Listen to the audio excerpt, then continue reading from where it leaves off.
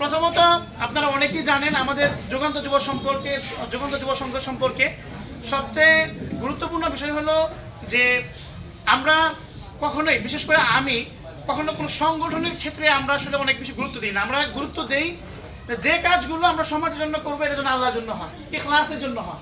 তবে সাধারণত যদি আমরা একটা ছাতার নিচে থেকে কাজ করি তাহলে অনেক সময় আমাদের কাজগুলো করা আমাদের জন্য সহজ হয়। তো প্রিয় ভাই, আবারও আপনাদের প্রতি কৃতজ্ঞতা জানাচ্ছি।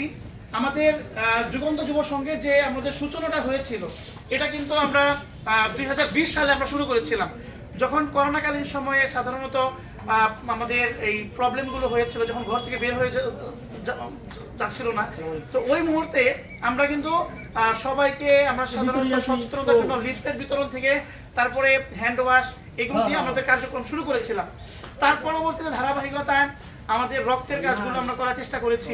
তারপরে আমাদের কুড়িগ্রামে যে বন্যার্থ যে একটা মানে যারা মাঝখানে জানেন যে অনেক প্রাকৃতিক একটা দুর্যোগ ছিল, এই দুর্যোগটা মানে আমরা এখানেও কিন্তু আমরা নিজেরা গিয়ে কিন্তু এখানে সাহায্য সহযোগিতা করছি। আলহামদুলিল্লাহ, এখান থেকে আমাদের মানে শুরু থেকেই বিশেষ করে মঈনুল উম্মাহ ভাই যারা আছেন, মঈনুল উম্মাহ পরিষদের আমরা যখন কুড়িগ্রাম গিয়েছিলাম, যেমন সুলাইমান ভাই আর মাহফুজ ভাই ওই সময় আমাদেরকে এসে কিন্তু সহযোগিতা করেছিল।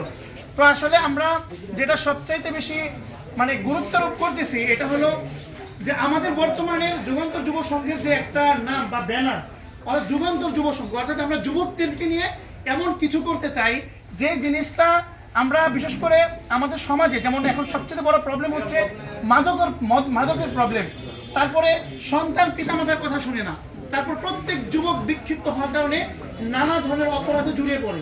তো আমাদের যুগান্ত যুব সংঘের মূল উদ্দেশ্যটা হলো যে আমাদের যুবকদের ইসলাহের পাশাপাশি, যেমন আমরা প্রতি মাসে, আপনারা জেনে থাকেন, আমরা প্রতি 2 মাস 3 মাস অন্তর অন্তর আমরা মানিকগঞ্জের মধ্যে যে শীর্ষ ওলামায়ে কেরাম তাদেরকে নিয়ে আমরা ইসলাহি মাহফিলের আয়োজন করি।